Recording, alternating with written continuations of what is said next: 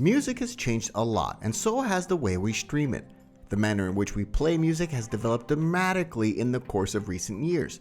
Probably the greatest change is the shift from carrying music in things like discs and iPods to streaming and playing melodies progressively from virtual libraries.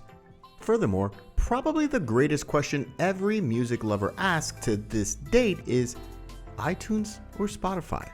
The topic of which is the best music streaming application has been a long-standing one, and everyone has a different answer. But which ones are better? In today's video, we're talking about the history of iTunes versus Spotify. But before we continue, if you don't want to miss a video, please subscribe to our channel and hit the notification bell to get notified every time we post new videos. Now let's get started. History. One day in San Francisco, Steve Jobs made an appearance at the 2001 Macworld Expo and presented iTunes, seemingly the biggest service Apple at any point delivered other than its operating systems. iTunes set the tune for the organization's future and its ascent to the tech Goliath we know today. iTunes has a set of experiences that matches that of Apple since its delivery in 2001. And under a year after the fact, Jobs presented the iPod, the gadget that, hitched to iTunes, would turn Apple's fortunes around. As Apple presented new iPod models, the organization additionally added new highlights to iTunes. Rendition 2 was delivered to agree with the iPod's accessibility. Version 3 added personal playlists and backing for book recordings from Audible.com. In April 2003, iTunes 4 presented the iTunes Music Store, added support for the AAC codec, and the sky's the limit from there. Thereafter came many updates that kept adding to the glory of iTunes and iPods year after year. Spotify was established by Daniel Ek and Martin Lorentzon as a little company up in Stockholm, Sweden. They fostered the music playing platform in 2006 as a reaction to the developing piracy issue the music business was confronting. Dispatching 2 years after the fact, Spotify offered music fans a free assistance with publicizing in trust they would move up to the £10 a month advertisement-free membership. Prior to the real-time features, you may have been liable for utilizing questionable music sharing methods like Napster, LimeWire, and the Pirate Bay to download your music.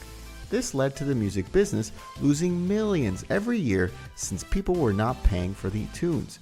The best way to take care of the issue was to make a way to get music that was superior to piracy and simultaneously repays the music business as indicated by Daniel. He likewise had a slight hunch his real-time streaming platform would one day be worth several billions. Regardless of its prosperity, Spotify's ascent to the top hasn't been without a couple of obstructions. Spotify worked by getting its substance from significant record labels just as free artists and paid the specialists, musicians, and name eminences for streamed music. Taylor Swift is one of the main artists to freely revolt against Spotify for the amount it paid, considering the entire platform as an experiment and nothing more. Before long, numerous different impediments emerged, yet Spotify continued to grow and get traction in the music world. The library continued getting greater and the stage continued being refreshed to give increasingly more customized insight to its clients. Furthermore, soon, from simply computerized contributions, Spotify likewise began zeroing in additionally on putting on live events. It's continued in the strides of Apple with its interpretation of live gigs, and with Hip Bounces, now the most well-known app on the planet, in 2018, it reported it would recruit a group of work explicitly on live events for Metropolitan and Latin music. Both iTunes and Spotify grew significantly throughout the long term, and today we are investigating their progress. Cost.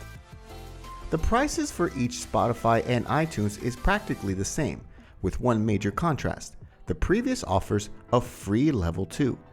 But be that as it may, Spotify's free alternative will intrude on your music with recorded promotions, just as advertisements inside the application.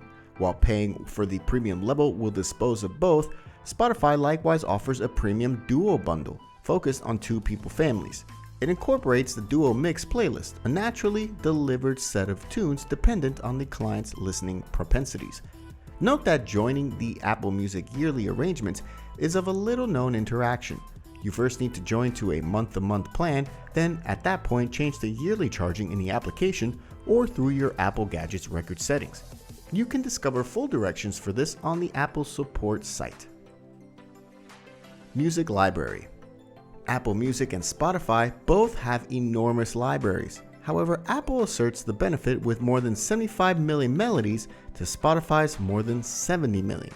The last additionally incorporates around 2.6 million webcast titles, though there's an altogether isolated Apple Podcasts administration. Apple Music, in this manner, unquestionably has more unadulterated music tracks altogether.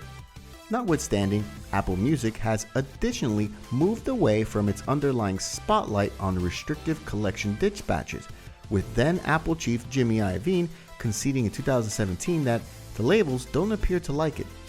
Likewise, Spotify's selective substance is fundamentally restricted to webcasts, though there's colossal cover between the two administrations on music content. Actually, this is a success for Apple on sheer numbers. Yet if you have especially eclectic preferences, you're amazingly similar to discover the artists you need on one or the other app. Quality.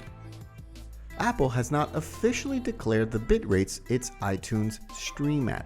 However, privately saved documents are 256 kbps, according to AAC, similar configurations as tracks bought from iTunes. Spotify streams tunes at 3 unique rates: 96 kbps, 160 kbps, and 320 kbps. However, the biggest one is restricted to paid premium members. Spotify Hi-Fi has neither a delivery date nor any accessible specs. However, Apple Music will give a few alternatives going from CD quality 16 cycle 44.1 kHz up to 24-bit 192 kHz or genuine high-res audio. For the time, however, your earphones or speakers will have all the more distinction on strong equality than Apple or Spotify's record types. What's more, that is particularly obvious when not all earphones will uphold Apple Music's choice, as Apple's remote AirPods, even the AirPods Max, will not. Spotify Hi-Fi will likewise probably require wired headphones for the best result. However, Spotify noticed that Spotify Connect and powered speakers will uphold it. Cloud storage. Apple Music's greatest extraordinary element is the iCloud Music Library, which permits MP3 authorities to get to their libraries of uncommon tracks any place they go. While the assistant's unique rollout was hampered by bugs, it's anything but a valuable component that helps the app stand apart from the pack. Spotify should permit you to download your MP3s inside the actual application, yet this has never worked that easily and unquestionably doesn't permit you to transfer tracks. Program playback. Fortunately, Apple no longer requests you introduce iTunes and presently allows you to tune in any program similar to iTunes. Both program variants let you peruse their particular libraries, access your playlists, and play made-for-you content very much like their application partners. Accessibility. The two administrations have dealt with augmenting their accessibility lately. Notwithstanding the normal gadgets like telephones, tablets, PCs, and Macs, Spotify substance can be played through your gaming consoles. That goes for the latest PS5, Xbox Series X, and Xbox Series S, just as more established control centers like the Xbox One arrangement and the PS4. HomePod Mini. Apple Music has its own car arrangement in Apple CarPlay. However, this should be underlying to the actual vehicle. You can't simply add CarPlay to any old clunker. All things considered, Apple Music likewise asserts an amazing expansiveness of steady gadgets, from the Apple HomePod and HomePod Mini to the Apple TV 4K and Apple Watch. Spotify likewise chips away at smartwatches, going from Fitbit and Garmin models to more of Samsung and Google Wear OS wearables. It's improving in such a manner as well, as Spotify is getting connected, tuning in on Wear OS gadgets, just as the Apple Watch. Whichever way you're ruined for choice, through an account of its extra game console support, Spotify edges this one. Worth. In the event that you would prefer not to pay for streaming music and you're okay with promotions, Apple's emphasis on not having a free plan will keep you utilizing Spotify. New clients can attempt Apple Music for nothing more than 90 days, which is more liberal than Spotify Premium's 1-month free preliminary. However, after that, you'll have to buy in.